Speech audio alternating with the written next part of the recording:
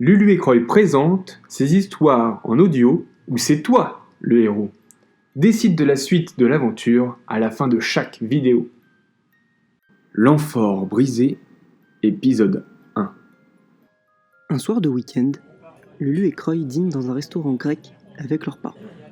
Les deux amis scrutent avec envie les mets délicieux derrière la vitre de protection. Moussaka, feta à l'huile d'olive et feuilles de vigne attisent leur faim. Si seulement je pouvais avoir 2 ventres. Pourquoi pas 7 tant que tu y es? Parce que je n'ai pas l'argent pour nourrir cet estomac. Tu ne l'as même pas pour remplir celui que tu as. Croy jette un regard complice à son ami. Le père de Lulu se rapproche du duo.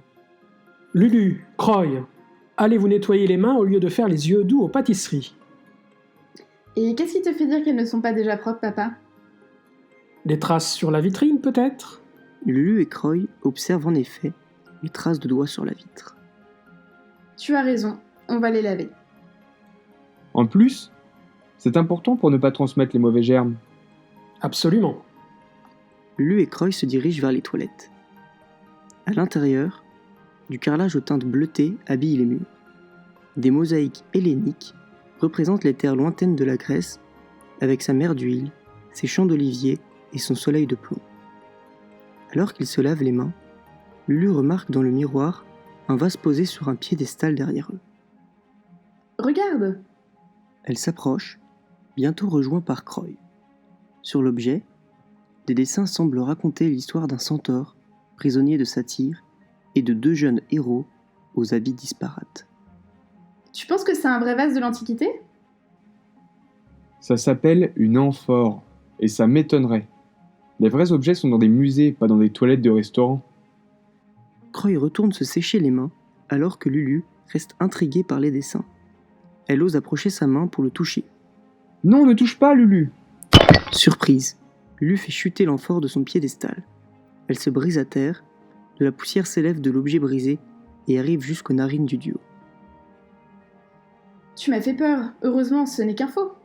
Un faux qu'il va falloir rembourser quand même. Ils éternuent tous les deux. La poussière est maintenant devenue un nuage qui les entoure. Des cigales se font entendre. Dis donc, ce restaurant n'est pas qu'à question ambiance. Le nuage se dissipe. Les deux amis se retrouvent au milieu d'un sentier, sous les soleils de plomb de la Grèce. Au loin sur leur gauche, ils découvrent un temple et ses colonnes. À leur droite, les portes et murailles de la grande ville de Delphes. Quoi? Une nouvelle aventure? Bon, je suppose qu'on va pas manger tout de suite. Désolé, on va trouver un moyen de rentrer au plus vite. Par contre, où est-ce qu'on va? Regarde, ce panneau indique plusieurs directions. Allons au temple, j'ai toujours voulu en voir l'intérieur. D'accord, si tu ne transformes pas ça en visite de musée. Les deux amis prennent le chemin caillouteux menant au temple. L'air est aussi sec que la poussière qu'ils soulèvent de leurs pas. La présence du soleil lourd ne faiblit pas. À la musique des cigales viennent s'ajouter des sons de cloche. Sur leur gauche, un troupeau de moutons arrive, accompagné de son jeune berger. Bonjour mes amis, vous n'avez pas l'air d'être d'ici. Vous êtes perdus? On peut dire ça, oui. On cherche à rejoindre le temple là-bas.